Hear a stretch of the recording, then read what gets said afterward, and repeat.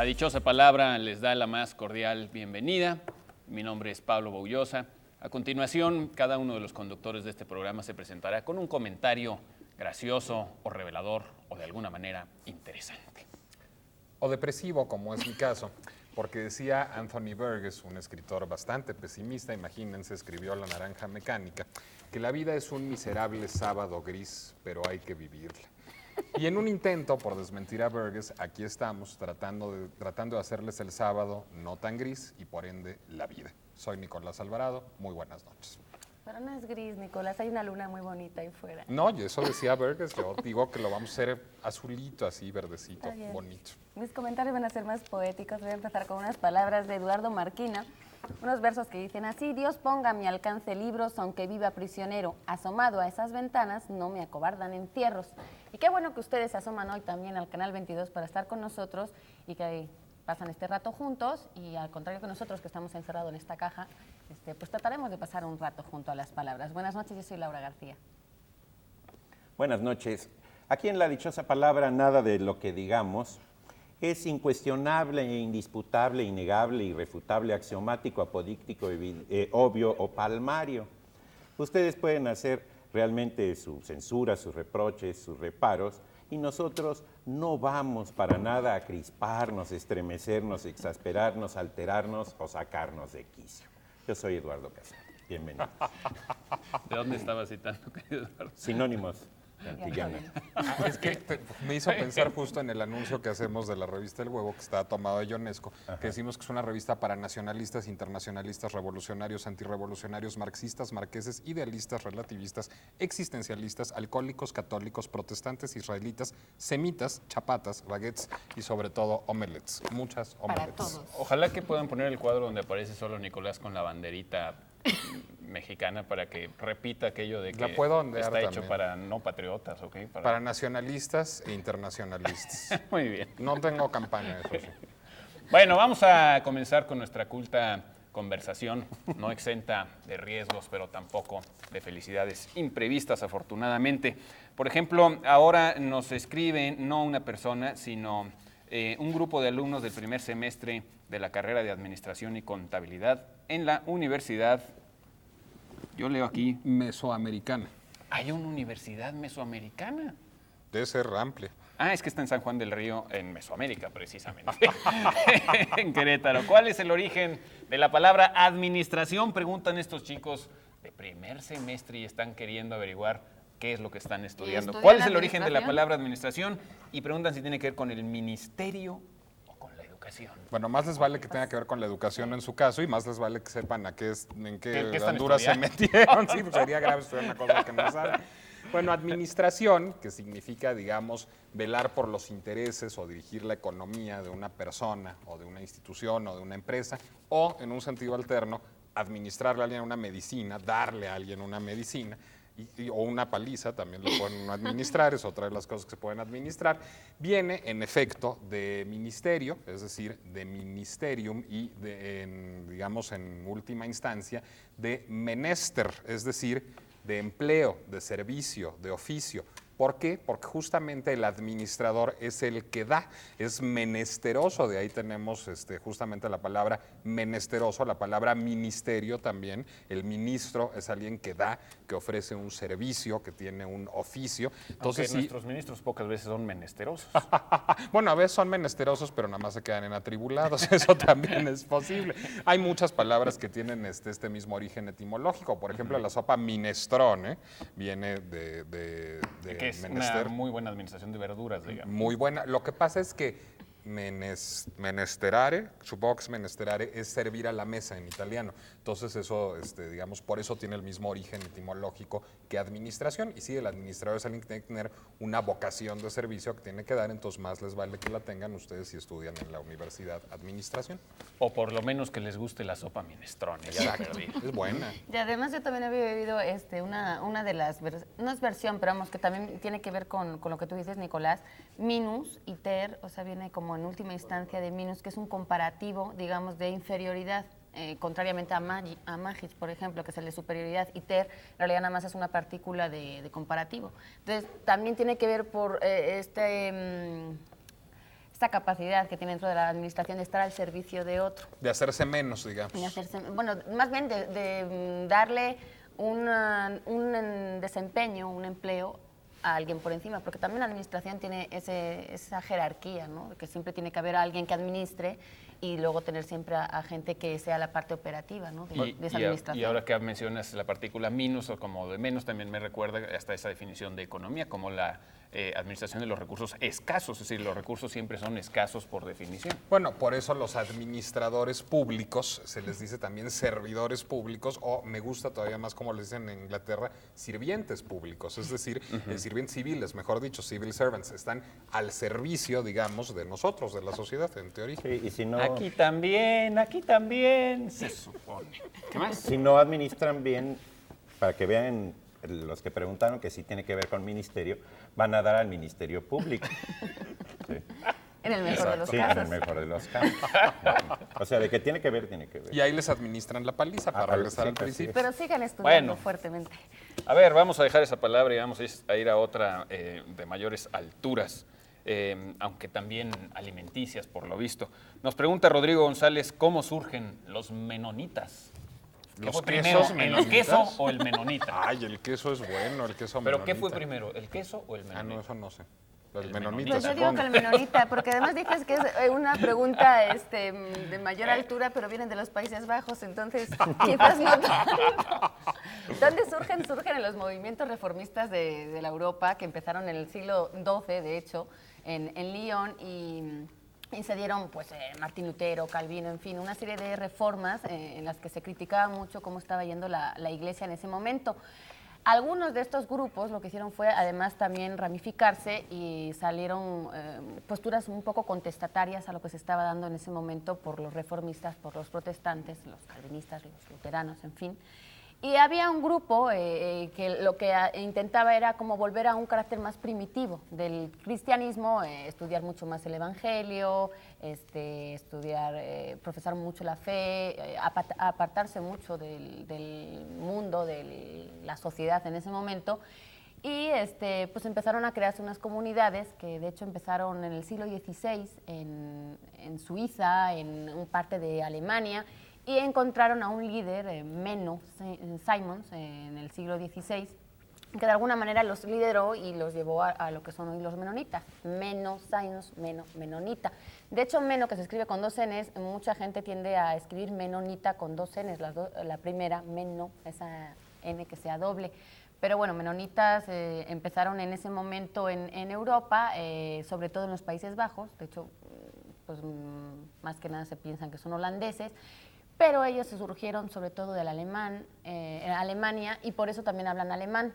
Se apartaron tanto del mundo que conservan casi como eran hace pues 4 siglos. Lo que pasa es que al pobre Son Menno le otra iba como- muy mal en los Países Bajos, además, es decir, hubo una gran persecución de las distintas, digamos, herejías anabaptistas o sectas anabaptistas, es decir, que propugnaban porque hubiera un bautismo ya a los conversos, es decir, porque la gente fuera bautizada ya que era Adulto, consciente de que iba a ser bautizada, y eso hizo que los menonitas huyeran primero a Prusia Occidental, y Se por la han eso hay pasado, tanta se la han influencia pasado alemana. de éxodo en éxodo, estuvieron en Prusia, estuvieron en Rusia, estuvieron en Canadá, llegaron a Estados Unidos, que es donde está la comunidad más grande, en Pensilvania, incluso llegaron hasta México, ¿no? Cuando llegó la primera, siempre los problemas que han tenido para empezar su éxodo es porque se les exigía un poco adaptarse al medio, ¿no? Y entonces en ese momento es cuando decían, agarraban todas sus cosas y se largaban, porque ellos no creen en la guerra, no hacen servicio militar, no quieren cargos públicos, de hecho no quieren aprender el idioma del lugar donde están,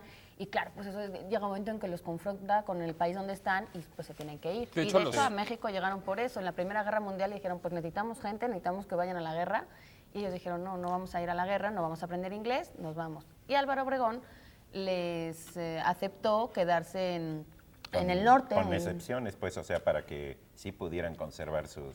De hecho, ellos no les regalaron el territorio como se piensa, sino que ellos compraron las tierras que tienen en Chihuahua, sobre todo en Ciudad Cuauhtémoc, pues las compraron y de hecho tienen una economía tan... Tú fuiste hace Bollante. poco, ¿no? Yo vi en Ciudad Cuauhtémoc los campos que tienen. Es una colonia que de hecho se llama Colonia Álvaro Obregón y está dividida en campos. Están los conservadores, los ultraconservadores, los más liberales, que son los que poco a poco van adaptándose un poco más y hacen más comercio con los mexicanos, pero los conservadores es increíble cómo se mantienen. Pues yo digo que Visten como todos igualitos y son todos igualitos porque entre ellos mismos se casan. Bueno, quiero decir, la no educación tienen mucho, es muy limitada. tienen mucho mestizaje. Meno ¿no? Digamos. prohibía que la gente se casara con personas ajenas a su propia iglesia, entonces por eso los menonitas pues son tan endógamos. Ahora, No hablan español casi ninguno. De cualquier manera, también conviene recordar que toda esta explosión de movimientos protestantes tiene mucho que ver con la lectura, con la expansión de la lectura en Europa. Coinciden varias cosas, coincide el invento de la imprenta, desde luego, pero coinciden todos estos movimientos en exigir la lectura directa de los textos bíblicos. Los católicos asumían que la Biblia era un libro muy peligroso y que no todos los fieles debían estar leyendo la Biblia. Que había que interpretárselo. Que había que interpretárselos, había que decirles, que leer cuál era el sentido de esto. Y los protestantes reclamaron mucho ese derecho a leer de primera fuente, y eso fue el primer gran impulso a la difusión de la lectura, ¿no? Y luego además están un grupo cerrado, de todas maneras, los menonitas. Los menonitas son específicamente muy cerrados, pero el menonitas, calvinistas, todos estos grupos están mucho, por ejemplo, en el germen de la misma Estados Unidos, como Estados Unidos es casi la realización utópica de muchas de estas comunidades de signos religiosos. Ya nomás para cerrar, los quesos sí tienen algo que ver en la historia, porque cuando los menonitas son expulsados de Prusia Occidental, son acogidos por Catalina la Grande en Rusia, particularmente en los territorios de Ucrania, porque Rusia necesitaba granjeros de manera muy importante. Entonces, toda la vocación agrícola de los menonitas surge a partir de ese momento en que Catalina de Rusia se los lleva como granjeros, los obligan a trabajar como granjeros, y ya en la diáspora a Canadá, a Estados Unidos, a México y a Sudamérica, digamos, conservan esa vocación agrícola. De hecho, son muy buenos agricultores y creo que tienen el campo de maíz más grande de todo el país. Y Son unos prósperos. quesos buenísimos. Bueno, y si son holandeses, pues también se explica lo de los quesos. En fin, vamos a decirles a ustedes cuál es la dichosa palabra de esta noche. Está muy sencilla. Estamos preguntando por la definición. Es el médico especializado en la vejez y en las enfermedades de la propia edad de la vejez. Así es que es muy fácil cuál es el médico que tiene esta especialización. Si ustedes se saben la dichosa palabra, a qué palabra corresponde esta definición, pues se llevarán, entre otros, los siguientes títulos. Tenemos de Octavio Paz, editado por el Fondo de Cultura Económica y por una cortesía de las librerías del Sótano, 3 títulos seminales de la obra de Paz: El laberinto de la soledad, Postdata y Vuelta del laberinto de la soledad, reunidos en un solo volumen. Muy bien, cortesía del Sótano, ¿verdad? Sí. Y cortesía de la editorial Océano y UNAM, que coeditan este libro de Luis Jáuregui, Los transportes entre los siglos XVI al XX y su importancia en el comercio, en la economía, cómo han ido evolucionando, cómo son ahora. Y bueno, tenemos también 3 pases dobles, pases en el sentido de boletos, no en el otro sentido, para los conciertos juveniles de la Orquesta Sinfónica Nacional el domingo 25 de septiembre, que como un dato va a dirigir en esa ocasión Alondra de la Parra, es la directora huésped. Hay muy pocas directoras, ¿no? Sí. Sí, no hay tantas, pero sí hay. Hay que ver a Alondra. Es un programa Mozart, Satie, de Falla, etc., e incluso algo de La Vista, que hace rato estaba en el Canal 22. Sí, cómo no. En México hemos tenido directoras buenas, como Alicia Urreta, por ejemplo, directora y compositora. Bueno, vamos a regalar también ejemplares de la revista El Huevo, que voy a mostrar. Me pedían que la mostrara a aquella cámara. Aquella cámara. Se va a ir ni más ni menos que viene Margarita Gralia vestida, puesto que es El Huevo, no es la revista Playboy. Pero no es la única que viene vestida. Modelos Pablo exclusivos. Bollosa. Pablo Bollosa viene. Déjenme enseñarles Bueno, a el Pablo especial de Bollosa. moda. A ver, abre la... Además, No, viene déjenme como enseñarles a modelos Pablo exclusivos. Bollosa. Pero vestido, qué chiste, vestido, aquí estoy. Modelando ropa de Macario Es un Jiménez. primer paso, Pablo. Encuerado ya se está. Es una nueva chamba que le vamos a dar a Pablo Boullosa de modelo. Aquí está modelando creaciones de Macario Jiménez Pablo Boullosa, Ahí pero está. no lo toman. Ahí está. Ahí No lo más, pueden ver ¿eh? muy guapo en la revista del Huevo. Muy elegante, muy interesante. Bueno, me abruman. Me abruman con esto. ¿Tenemos más preguntas? ¿Tenemos tiempo o sigo adelante? Nos preguntan, nos quieren que hablemos acerca de Esa de Queirós. Esto nos lo pregunta Alencar González. Dice, hablen sobre Esa de Queirós, ya que mi mamá tomó mi nombre de una de sus obras, Las Mayas. Ah, Sí. traía las mallas puestas. tú, Trae ¿no? las mallas. Sí. Hay Híjole, una- pues los mayas eran medio terribles, ¿no? Llegaron hasta allá, fíjate. No, hay una novela de esa de Queiroz que se llama Los Mayas con I latina, Sí. Mayas. No Sí. con Y. La publicó en 2 tomos editorial EOSA. Y bueno, es un poco como los Buddenbrook. Los Mayas es una familia, es un apellido. Sí. Esa de Queiroz es, digamos, el representante del realismo portugués de la segunda mitad del siglo XIX bueno, en su tierra. Es de esos magníficos escritores del XIX que no son tan famosos como Flaubert, etcétera, pero que, bueno, son de una gran fuerza. Ahí, entre sus obras está el epistolario de Fradique Méndez, una que se acaba de hacer muy famosa por la película, la de El crimen del padre Amaro. Pero cuenta la misma historia. Cuéntala, no sé, yo no he leído la Creo que la película. tiene como la novela. similitudes, pero no es el mismo argumento, creo. Yo de esa de Queiroz he leído una que se llama El Mandarín, que es una maravilla, porque es una novela fantástica que plantea un problema ético bastante interesante para quienes nos están escuchando, incluidos nosotros. Le dicen a alguien, También te bueno, que estamos para escuchando. obtener riquezas lo que tiene que hacer es tocar una campanilla. En ese momento, un mandarín, que hay muchos mandarines ya grande, enfermo, se va a morir allá en los confines de la China, y entonces y se va a morir sin dolor, no va a haber ningún problema. Entonces, la pregunta es, ¿tocas o no tocas la campanilla? ¿Sí? Y entonces las dejo para que la No, lean. es un dilema ético Es un dilema importantísimo. interesantísimo. Y se han hecho varios experimentos, por ejemplo, los psicólogos contemporáneos meten en un cuarto a unas personas y les dicen que, les ponen una palanquita al lado y les dicen que otras personas que ellos no van a ver, si suben la palanca, les pueden provocar un gran dolor y esperan un rato y la gente provoca el dolor sin darse si tú no sabes a quién le está pasando esto, si no ves a quién sufre, eres capaz de hacerlo. Lo vemos con la facilidad con que, por ejemplo, autorizamos que se hagan guerras en todos lados, lo que sea. Es decir, el dolor que no está muy cercano, cuando no es alguien cercano, te parece algo totalmente Sí. gratuito. Eso es algo terrible, pero es un dilema ético muy Sí. actual, ¿no? El Mandarín es una novelita corta que trae exactamente ese problema. Yo diría que es una novela, digamos, como Bartleby, como La Metamorfosis, de ese tipo de novelística. Pero esa de Sí. Queiroz, además de la versatilidad de temas que tiene en sus novelas, lo que es muy buen, ¿cómo decir?, representante de la sociedad portuguesa. Cuenta mucho cómo era la sociedad en ese momento y además él que estuvo mucho tiempo fuera de Portugal, estuvo de cónsul en diferentes países, estuvo en Cuba, en Inglaterra, en Francia, donde murió.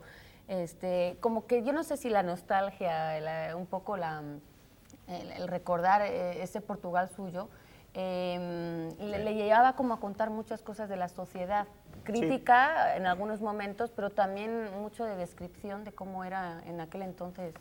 de los Además, naturalistas, hemos mencionado solo realistas. sus novelas, tienen muchos relatos y son cuentos. muy buenos, sí, sus cuentos. Yo creo que sus novelas tienen mucho que ver también con lo que lo influyó el naturalismo francés, es decir, concretamente Balzac como antecedente del naturalismo Y Zola. Zola directamente. Zola, de hecho, llegó a decir que esa de Queiroz le gustaba más que Flaubert. Ahora comprendo por qué a mí no me gusta esa de Queiroz, porque Zola no me gusta.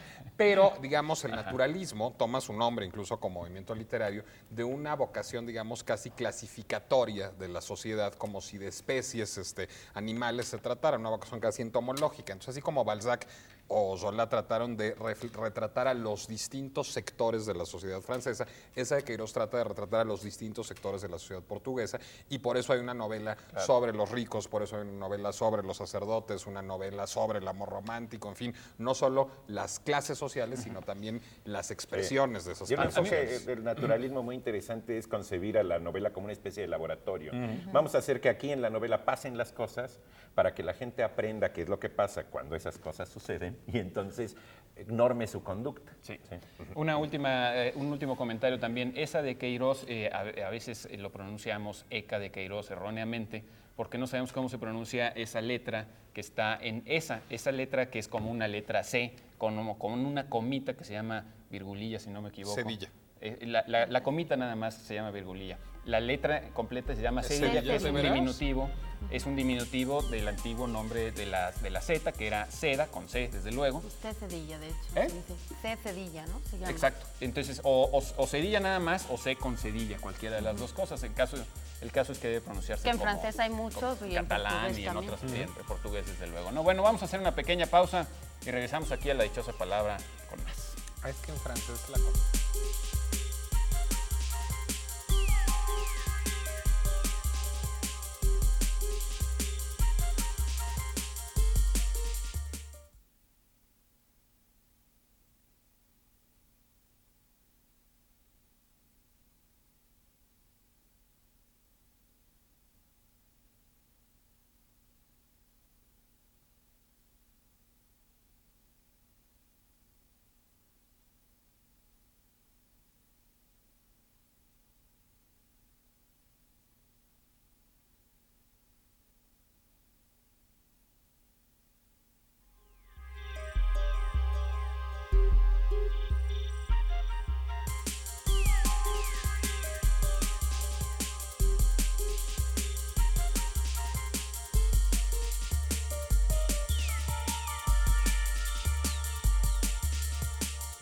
Pues dirá lo que diga nuestra cortinilla, pero a mí me deja muy despachurrado esa palabra. Yo prefiero decir apachurrado, que ya es feo de entrada. Sí, hay maneras más elegantes de decir cualquiera de esas cosas. Ahora, aplastado tampoco es muy bonito. ¿Sinónimo de aplastado? Ahorita les busco. No, despachurrado. Ustedes sigan con el programa. El ya maestro ustedes. sinónimo. Ustedes sigan llamando Ustedes sigan hablando. y diciéndonos cuál es la dichosa palabra de hoy. Díganos cómo se llama el médico especializado en la vejez y en sus enfermedades y márquenos a los teléfonos que aparecen en sus pantallas, que ya son más, o escríbanos a la dichosa palabra @22mx.tv. Tenemos una llamada de Priscila Rodríguez que nos pide que hablemos de Tycho Brahe. Qué nombre, Priscila, qué bonito nombre. Tycho Brahe Y es era la un- reina del desierto. ¿Por qué es la reina? Porque hay una Porque hay película australiana que se llama así. australiana, creo. Priscila o la reina del este. Bueno, Tycho Brahe era un científico fue un científico muy importante por diversos motivos, entre otros por los motivos pintorescos, porque su vida está llena de cosas como muy novelescas.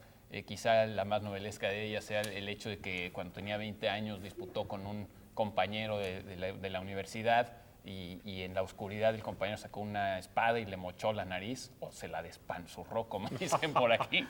Y Tycho Brahe procedió a colocarse una nariz supuestamente de oro o de plata y traía siempre un botecito con goma y a cada rato se ponía goma y se volvía a colocar la nariz. ¿Eso es Debía ser cierto? Sí, es Pura totalmente sabacera cierto. de cobre. Cuando abren Eso la es- tumba eso es de, muy chistoso de también. Tycho Brahe en 1901, resulta que nada más presumía que era de oro de plata, era de cobre la nariz Bueno, de Tycho Brahe. seguramente Un bañito. no, es que tenía restos de cobre, es decir, tenía en 1901 se dieron cuenta al abrir la tumba en efecto que los restos verdosos indicaban la presencia de cobre, pero no creo que fuera solo de cobre. Lo que Ah, con ocurre un es que bañito de oro. te comprabas según tu oro puro y te vendían ahí una aleación de lo que sea. Pues, ¿Los así restos debía ser. verdosos de su nariz eran de eso?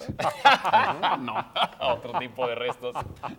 Y en fin, Vivos. otras cosas muy novelescas como el hecho de que fue secuestrado cuando era un niño por su propio tío, que no tenía hijos, que era un hombre muy rico y que se lo llevó y se lo quitó a sus padres, el hecho de que le gustaba la alquimia, el hecho de que se le murió un alce que iba a enviar como regalo a un amigo que le había pedido un alce porque le emborracharon al alce y el alce tropezó en las escaleras. En fin, está lleno de todas Era esas como el cosas. burro borracho, este era el alce borracho. Exacto.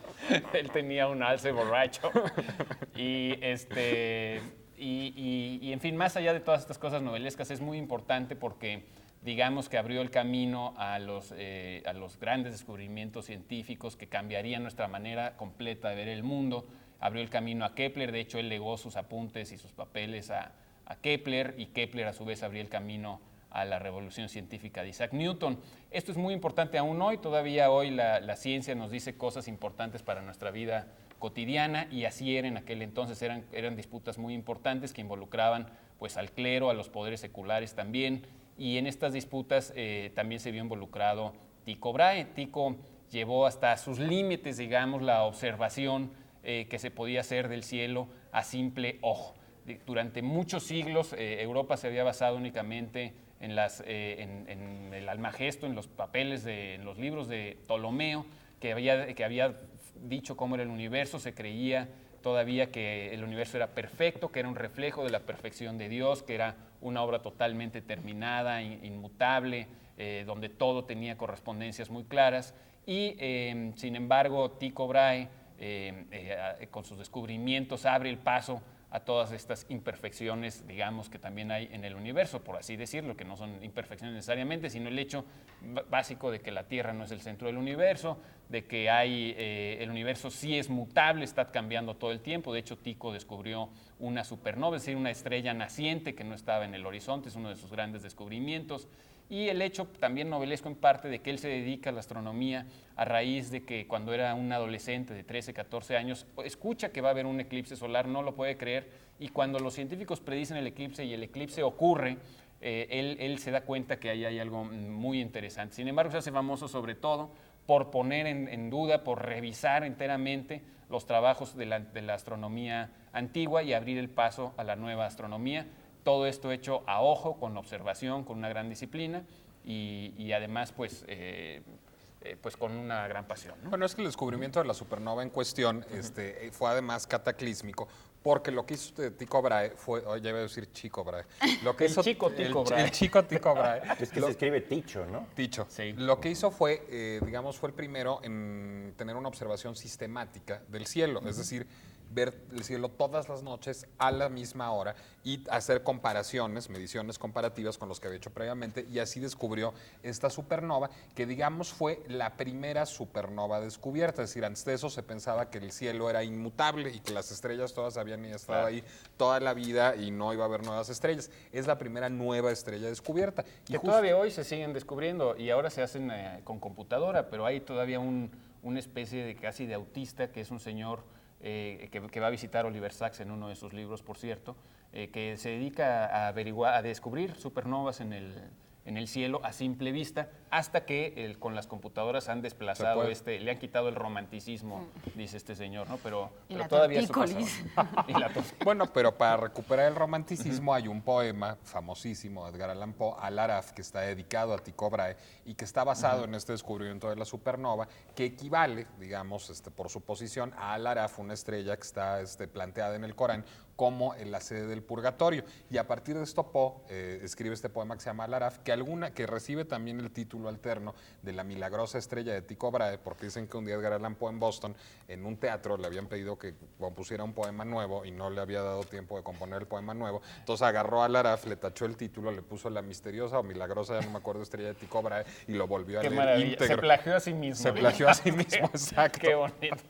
Por cierto, ya para terminar y aprovechando un comentario que hice poquito antes de entrar al aire, porque tenía ganas de hacer de lo que llaman aquí del uno, y nos estábamos acordando que a George Bush la semana pasada también le estaba pasando esto, pero en una asamblea importante de la ONU. Se cuenta que Tycho Brahe murió precisamente por conservar sus buenos modales y no levantarse de la mesa, aunque tenía muchísimas ganas de hacer pipí. Y bueno, se le reventó la vejiga y a las pocas horas después de esta demostración de buena educación llevada hasta sus extremos más inusitados, falleció. Por lo cual te vas a ausentar unos momentos. No, yo sí voy a aguantar. Bueno, dentro de 15 minutos veremos si se hace un huequito aquí. Ánimo. Voy y vengo rápido. Muy Bueno, bien. seguimos ahora con la pregunta especial. Díganos cómo se llama al estudio del origen y del desarrollo evolutivo de las especies animales o vegetales a través del tiempo. Esta palabra proviene de una palabra griega que significa raza y bueno, tú tienes como datos complementarios. Sí, digamos, ¿no, que Pablo? es la ciencia, la palabra que estamos buscando es el nombre de esta ciencia que estudia el desarrollo de las especies a lo largo de todas las generaciones, en contraste, digamos, con la ontogenia, que sería pues el estudio de los individuos en una única generación, ¿no? Correctísimo. ¿Y qué se pueden llevar si contestan correctamente a esta pregunta especial? Pues se pueden llevar esta original y completa enciclopedia Quod del Larousse, que les recomiendo que lean en las primeras páginas de cómo usar esta obra, porque está realmente enrevesada. No, bueno, acomodada de una manera... Muy También, original, sí. También tenemos The Mexican Hollywood, de Proceso, edición especial, de Process Review, hace esta edición especial sobre los mexicanos en Hollywood. Y también vamos a estar obsequiando algunos discos por cortesía de Queen de Chim. Vamos a estar obsequiando estos discos del tingo al tango con el ensamble vocal Voz en Punto. Estamos oyendo la pieza número 15, una pieza de Finlandia que se llama Satuma Tango. No, y tienen desde spirituals negros estadounidenses hasta Mamá Inés, hasta La Negra, en fin, una bola de cosas con este ensamble vocal. Y además, perdón, nada más nos están invitando a todos ustedes a que acudan a la presentación de este disco. Va a ser el sábado 24 de septiembre a las 7 de la noche en la Sala Blas Galindo del Centro Nacional de las Artes, del Tingo al Tango. Van a celebrar, este ensamble vocal va a celebrar su 15 aniversario. Felicidades. Y tenemos también ejemplares de la revista Tragaluz, una revista espléndida de cultura y entretenimiento que se hace desde la ciudad de Guadalajara y la hacen Carmen Villoro y varias mujeres inteligentes y emprendedoras. Este número está dedicado a los vicios, tiene un texto sobre el tabaco y otro sobre la absenta. Qué bonito título para una revista Tragaluz. Y es una gran revista, Es muy además, buena Tragaluz. revista, así es. Muy bien. Dicho lo cual, tenemos tiempo de otra preguntita, espero. Una rapidita. Bueno, así como rapidita. A ver, esta yo creo que o nos dura todo el programa y todo el resto de la serie o la hacemos rapidita, porque preguntan ahí Ramírez Alfaro que de dónde viene y qué significa la palabra literatura. Ups. Yo espero que lo podamos hacer rapidito, porque si no, nos podemos pasar la vida hablando de eso. Sí, bueno. Pues sí. El reto. Sí. Bueno, literatura se refiere a todas las obras que conocemos como obras literarias. Voy a decir ahí una perogrullada, novelas, cuentos, etcétera. No está mal el término que hacen los norteamericanos de ficción y no ficción, es decir, que involucran un trabajo de creación con el lenguaje, ¿no? Tiene que ver con letra. ¿Sí? Hay un librín muy bueno que se llama La invención de la literatura de Florence Dupont, publicado por Debate, donde plantea cómo ha ido cambiando la noción de la literatura. Es decir, muchas de las obras que nosotros concebimos como, no sé, poemitas líricos de Anacronte, por ejemplo, eso es lo que relata ahí la Françoise Dupont, estaban asociados a una serie de rituales en los que tenía que ver un recitado, tenía que ver una música, tenía que ver el vino. Hace una comparación muy interesante. Dice, es como el flamenco, un cantador flamenco canta en su contexto, y canta con vino y canta con gente. No cantaría solo lo que canta en el tablao. ¿Sí? Entonces, es muy interesante porque lo que nos hace ver Florence Dupont ahí en su libro La invención de la literatura es como ya se ha perdido la enunciación de esas formas literarias y ya nada más nos queda el enunciado y ya lo leemos como un puro textito. Digamos, es un como poquito cuando como lees cuando la- pensamos en Netzahualcóyotl como poeta bucólico. No, Netzahualcóyotl escribía sus cosas asociado a una cuestión de sociabilidad, del uso de estas piezas que actualmente llamamos literarias. Claro, los antiguos mexicanos eran totalmente dados a esos discursos. En todas las ceremonias siempre había grandes discursos, en los bautizos, en las ceremonias. Eso no en los se nos ha sacrificios. quitado. No se nos ha quitado, seguimos un poco con esa misma ceremonia. Es un poco también como cuando leemos a Homero, digamos, asumimos que en su momento era cantado, que había 1000 versiones de esto, y ahora es un texto que leemos de la manera más rara, en silencio, ¿no? Sí. Lo que nos recuerda también es que literatura no es solamente lo que está impreso en los libros, sino que puede estar viva, o como a veces llamamos, a veces le decimos literatura oral, ¿no? Digamos Sí. que la literatura son los escritos que tienen un afán estético. Yo diría que esa es la Exacto. mejor definición. A mí me molesta un poco, me parece un poco abusivo cuando se habla de literatura científica o literatura administrativa, porque bueno, eso no es literatura, esos son escritos que tienen un valor Exacto. enorme, pero la literatura tiene que tener un componente estético. Hay libros de filosofía o libros de política que... Que están tan bien escritos o que pueden que ser tienen literatura, considerarse pero literarias. Bueno, pues de ahí se explica el premio Nobel a Churchill o el premio Goethe a Freud. Bueno, los libros de Freud eran, digamos, ensayos a caballo entre la ciencia y Sí, la sí, sí. filosofía. Los libros de Churchill eran memorias políticas y, sin embargo, había un afán estético. Por eso eran, digamos, reconocibles en términos literarios. Pero ha dependido mucho de la época de la historia, ¿no? Es decir, había un momento en el que nada más se consideraba la poesía, luego se fueron añadiendo, según también iban surgiendo más géneros literarios y más corrientes artísticas, supongo. Y como que se ha ido englobando cada vez más, ¿no? Es un poco como el arte, que también en algún momento ha salido en esta mesa, qué es el arte, y es como de, pues, empecemos por Sí, descubrirlo. pero creo que es importante decir que no es todo. O sea, que el chiste es que no lleguemos a esa definición como de Sí. cultura o de literatura como todo. Y ¿no? el gran debate es eso, qué es literatura y qué no es. Pero también hay que decir que no es todo lo bueno, es decir, también hay mala literatura, pero tiene un afán estético. Bueno, mala ¿no? literatura es casi una contradicción, yo creo, ¿no? Pero en fin, No, pero sí hay el, mala. el gran juez es, digamos, no, hay afanes estéticos de literatura Fallidos. fracasada, ¿no? Ok, Si de acuerdo. quisiste hacer literatura y te salió un mal libro, pues sí, eso pasa. Bueno, vámonos a unos mensajes y regresamos. Ahorita venimos aquí en La Dichosa Palabra.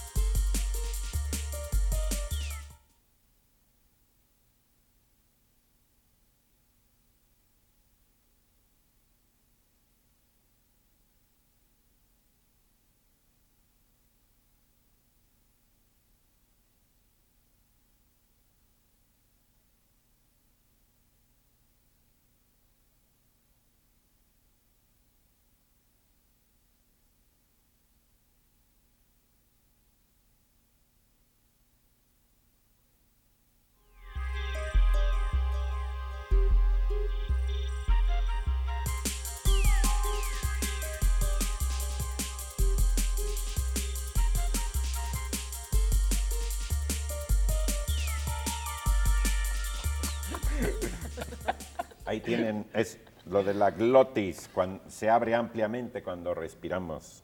De ahí viene el lenguaje glótico, la arquitectura glótica. Vamos a seguir con las dichosas Betty la palabras glotis. que ustedes nos preguntan. Vamos a intentar ver varias aquí rápidamente. Una de María Consuelo. De Mamá Mendoza. Consuelo. Yo dije, mira, como mucha maima. ¿De dónde surge lo de pájaro de mal agüero? Ay, dónde surge de algo eso? malo seguro. De algo malo seguro. No, de los pájaros que le hacen mal a los güeros, porque también hay pájaro de mala morena. Qué ¿Quién buen te lo chiste. dijo? ¿Te lo dijo un pajarito? Exacto. De me lo bueno, dijo de un mal, pajarito. agüerito. Más vale que Alguien contestemos. conteste. No, bueno, el agüero, primero hay que aclarar, agüero es sencillamente suerte o fortuna, no es ninguna otra cosa extraña que pueda uno llegar a pensar. Y llamamos pájaro de mal agüero a la persona que porta malas noticias. Eso es exactamente un pájaro de mal agüero. ¿Por qué les decimos así? Seguramente porque en la tradición latina, pero además en todas las tradiciones, en muchas de las tradiciones antiguas o en casi todas las tradiciones antiguas, los pájaros, las aves ocupan un lugar especial, son de alguna manera intermediarios entre el cielo y la tierra. Pues es que lo son intermediarios. literalmente, Lo son ¿no? de una manera literal y de una manera simbólica, de ambas maneras, digamos, entre los hombres y los dioses o entre los cielos y la tierra.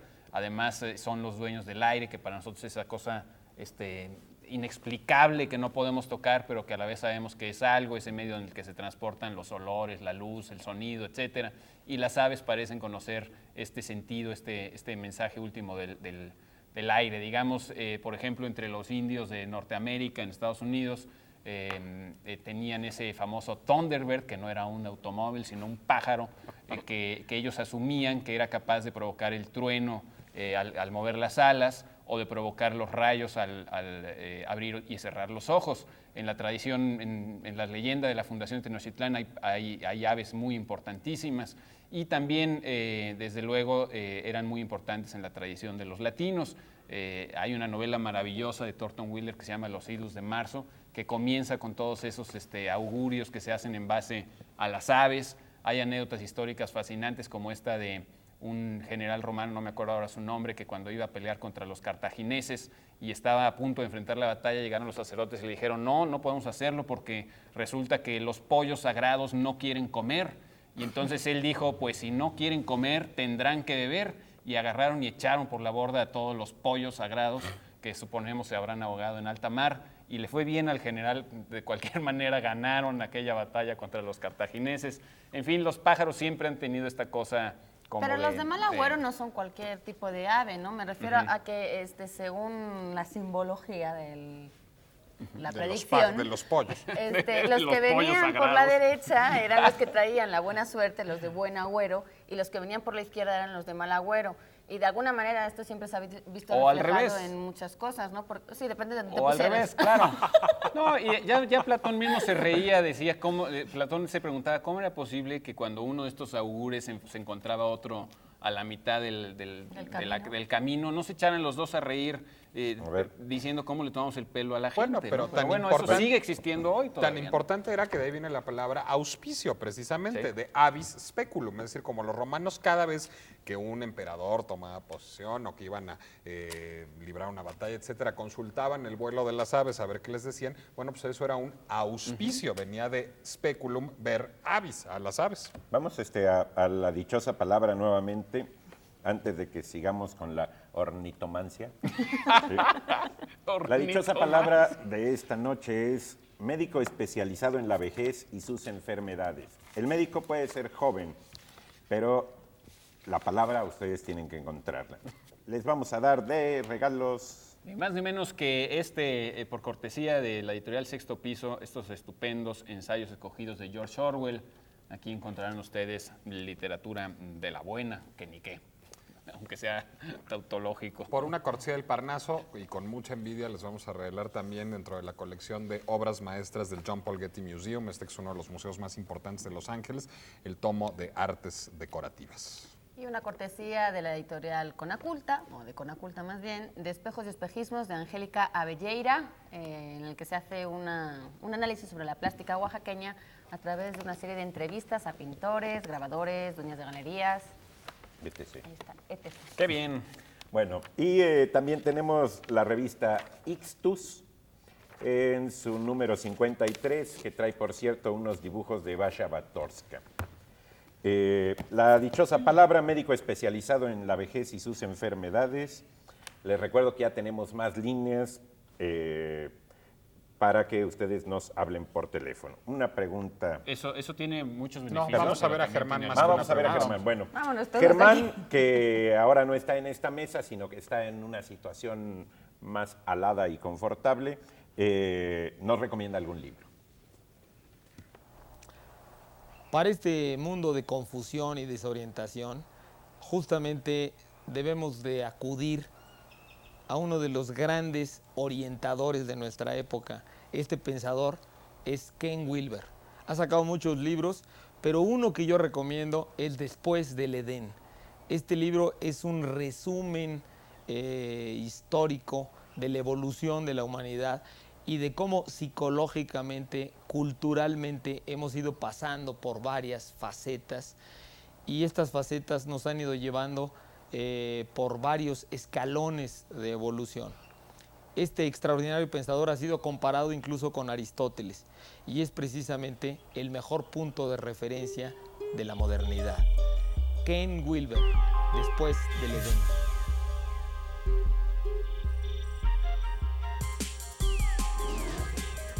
Todavía tenemos tiempo para otra pregunta que nos hace Juan González. ¿Qué es un apóstol?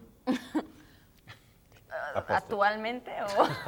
Digo, porque Apóstol. apóstol, digamos que en el cristianismo se conoce como a cada uno de los 12 discípulos que Jesucristo, digamos que designó para predicar el evangelio a través de, bueno, más bien en todo En el el mundo, territorio, ¿no? ¿no? Y que luego han quedado. Entonces era un grupo de 12 y esos 12 son como los apóstoles más clásicos, por así decirlo. Pero Famosos. famosos, bueno, creo que luego cuando se suicidó Judas, le sustituyeron, entonces Matías. bueno, ha habido 12 más 1. Y más humilde. Luego apóstol se considera hoy también a un evangelizador y a un, digamos, predicador, que puede ser desde los evangelizadores, por ejemplo, que vinieron a América, se puede decir que Francisco Javier fue el apóstol de las Indias, ¿no? Así se le conocía. Y de hecho hay una diferencia en cuanto a sintaxis, y es que los 12 originales eran el apóstol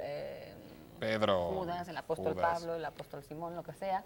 Y para diferenciarlos un poco de los posteriores, de los evangelizadores ya un poco más comunes, a ellos se les pospone, digamos, el nombre de apóstoles.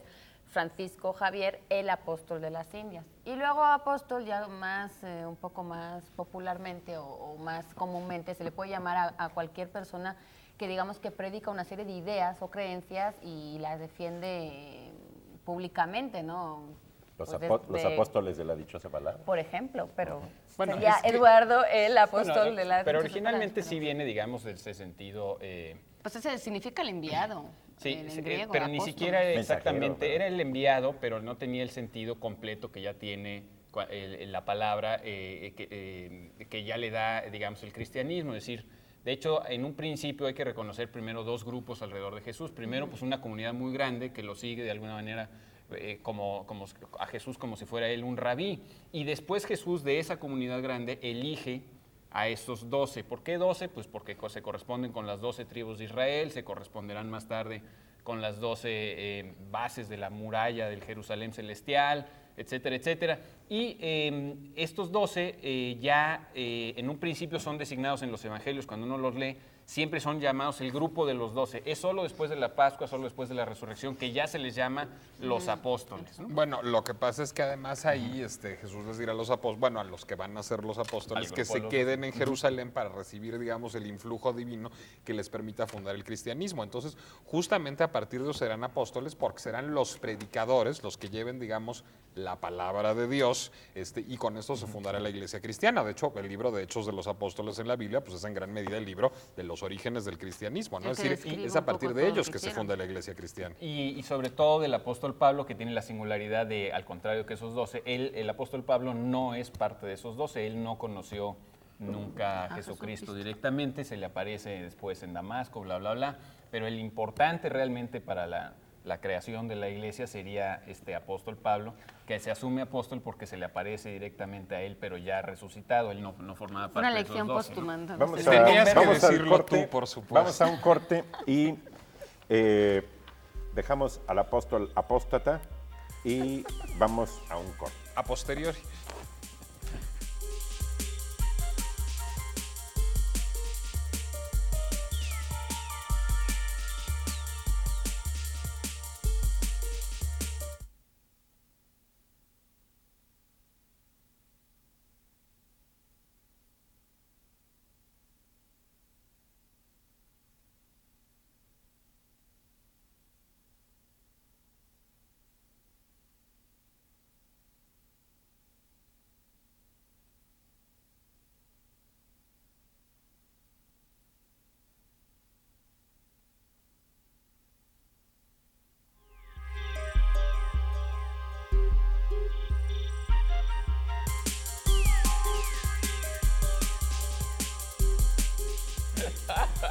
Continuamos aquí con los últimos minutos de la dichosa palabra y para empezar este último bloque, la dichosa palabra. Médico especializado en la vejez y sus enfermedades. La respuesta era geriatra. Así que aquellos que hayan acertado a esa respuesta se llevarán algunos de los títulos que hemos estado presentando esta noche. Y entre las personas que acertaron también a la pregunta especial, que era el estudio del origen y del desarrollo evolutivo de las especies animales o vegetales a través del tiempo, proviene de una palabra griega que significa raza. Y la respuesta eran dos palabras, filogénesis o filogenia. Y Leonardo Ulises Guzmán, Jesús Díaz Pérez, Patricia López Cuauhtémoc, Armando Lara y Víctor Hugo por correo electrónico fueron algunas de las personas que se llevaron ese diccionario Quo de la Rus. Víctor Hugo, así nomás como el escritor, El Víctor famoso. Hugo. Lo que pasa es que por correo electrónico uno siempre se pone lo que se quiere. De igual se llama ultratumba otra cosa. escribió. Ahora sí que cuando fuiste a buscar Los Miserables a la librería y te preguntaron, Víctor Hugo, ¿qué? ¿No? Víctor Hugo, ¿qué es el autor? No, Víctor Hugo, pero ¿cómo se apellida? ¿No? No, pues vas con banda. ¿Eh? Es el otro No que hay, ¿no? confundan al culto público que nos acompaña. Mariana López nos pregunta, ¿qué es un junior? No Como dependiendo de sabe. qué. No, dicho muy en serio. Junior es una contracción del latín juvenior, que sí que es simplemente el superlativo de joven, es decir, de juvenis, de juvens. Bueno, junior es más joven. ¿Para qué lo utilizamos? Para referirnos al menor de dos personas que llevan el mismo nombre, generalmente el padre y el hijo. Si Pablo tuviera un hijo que se llamara Pablo Boullosa, pues sería Pablo Boullosa Junior, simplemente para distinguirlo del padre y que no le dijeran Pablito. Por eso hay que procurar no ponerle tu mismo Bueno, nombre yo a tus tengo hijos. un sobrino al que le dicen Miguelititito por esas mismas Ya le razones. tocó Su en abuelo tercera también, Me tocó el generación. tercero por ser nieto de Miguel, hijo de Miguel. Ahora, Junior se utiliza Tataranieto. también para otras cosas. Por ejemplo, ustedes han oído hablar en los hoteles de una Junior Suite. Bueno, porque es una suite más pequeña que una suite. O en los bufetes. Ah, pero más grande que un cuarto normal. Pero más grande que un cuarto normal. O en los bufetes de abogados, muchas veces se dice que este es el socio junior, en las agencias publicitarias el vicepresidente junior. Bueno, porque es de menor envergadura o tiene menos años que el socio principal o que el vicepresidente principal. Es decir, junior denota siempre algo que es más pequeño. Y da la impresión de que se usara solamente, digamos, en el mundo anglosajón, aunque el Sí, origen porque en es castellano muy válido. existe lo de hijo, ¿no? Ahora que ponías el ejemplo de Pablo Bullosa, podría ser Pablo Bullosa hijo. Pero ¿no? imagínate la tercera generación, Miguel Nieto. González Nieto. Nieto. No, Parecería, pero Nieto no de apellido. apellido. Sí, no de apellido, sino Bueno, de pues que- Y Paco desde Ignacio luego- Taibo, ¿en qué número van? Tres. tres, cuando menos. Ah, van como en Es una tres, ¿no? Y dinastía. desde ya. luego, como todos sabemos, Junior es el marido de Rocío Dúrcal también. Además, Ah, sí. Antonio Morales Jr. Es que Antonio Así Morales, se el pu- marido de pero así se Rocío puso Dúrcal, él era parte de un grupo que se llamaba Los Brincos. Es un grupo ¿Cómo no? muy famoso de los ¿Cómo no? años 60. Y ¿Los era el más, Brincos? Los Brincos. Y Los era el más Brincos. joven de los integrantes de Los Brincos, por eso se llamaba Junior. Bueno, aquí. Y eran buenísimos Los Brincos, eran, ¿o bueno, no? imagínate. Qué barbaridad. De guateque total. Pues se nos está acabando el tiempo, pero antes les queremos invitar a una presentación que va a tener lugar el viernes 23 de septiembre a las 7:30. La editorial Cicli va a presentar su catálogo Tienen en estupendos libros el para niños. 25º aniversario de la editorial. La literatura iberoamericana infantil va a hacer la presentación de su catálogo y todos están invitados a acompañarlos en la Casa de la Cultura de Coyoacán, que está situada en Francisco Sosa 202. Y bueno, pues ahí ya va a haber. me ¿Es en imagino la Casa que de la algún- Cultura Reyes Heroles o nada más dice Casa Aquí de la nada Cultura? más dice Casa La de de Cultura. Pero Francisco si Sosa está en es la Francisco Reyes Sosa, Heroles, es la ¿no? Reyes Heroles, Quiero ¿no? suponer, no lo sé. Pues ahí Reyes nos Heroles veremos y Junior. si no, el sábado estaremos aquí en la dichosa Incluso- palabra. Quédense bueno, de con hecho, más no, es programación del senior, Canal es- 22. senior, Mientras es- aquí sigue la plática, Nicolás, Pablo, Eduardo. Nos vemos el próximo sábado. Buenas noches. Pasen Adiós. buenas. Buenas noches.